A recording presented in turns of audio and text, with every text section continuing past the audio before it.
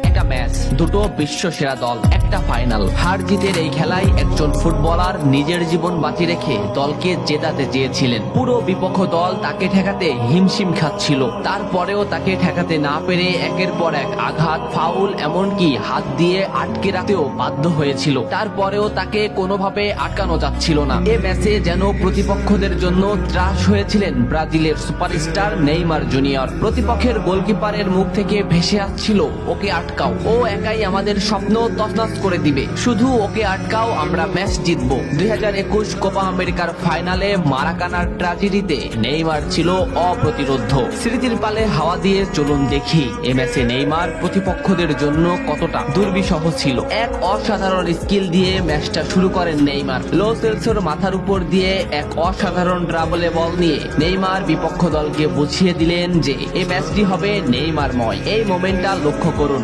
মাঝমাঠে বল, Casemiro নেইমারকে বল দিল। এই মোমেন্টে পিছন থেকে দি বল, সামনে থেকে আর্জেন্টিনার আরেকটি খেলোয়াড় সরাসরি নেইমারের পায়ে ট্যাকেল করলো। এভাবেই চলতে থাকে ম্যাচ। ম্যাচের 12 মিনিটে নেইমারের উপর যে আক্রমণ চলছে তার কিছুটা প্রমাণ মেলে। প্রতিপক্ষের খেলোয়াড়রা নেইমারের প্যান্টি ছিঁড়ে ফেলে, নেইমার সেটা রেফারিকে দেখায়। ম্যাচের 15 মিনিটে আবারও নেইমার বল নিয়ে সামনে আগাচ্ছে, কিন্তু আর্জেন্টিনার একটি খেলোয়াড় তাকে সরাসরি পায়ে ট্যাকেল করে, মাটিতে গড়িয়ে পড়েন তিনি। এত কিছু করেও নেইমারকে তারা আটকাতে পারছিল না। ম্যাচের এই মোমেন্টটা লক্ষ্য করুন, লেফট সাইড থেকে বল টেনে নিচ্ছে নেইমার। এই মোমেন্টে নেইমারকে ঘিরে আসছে প্রতিপক্ষের 4টি খেলোয়াড়। 2টি খেলোয়াড় সরাসরি নেইমারকে পায়ে ট্যাকেল দিলেন, মাটিতে পড়ে গেল নেইমার, কিন্তু নেইমার ঠিকই পাকুয়ে তাকে বল দিয়ে দিলেন। ডি বক্সের সামনে নেইমারের পায়ে বল, বলে না হিট করে সরাসরি নেইমারের পায়ে হিট করে ডিপল নেইমারকে ফেলে দিল। ডিপলকে এক সাংবাদিক প্রশ্ন করেছিল, কোন ফুটবলারকে আটকাতে তোমার সবথেকে বেশি কষ্ট হয়েছে? ডিপল নিঃশ্বাস নেওয়ার আগেই বললেন নেইমার। কোপা আমেরিকার ফাইনালে নেইমার ছিল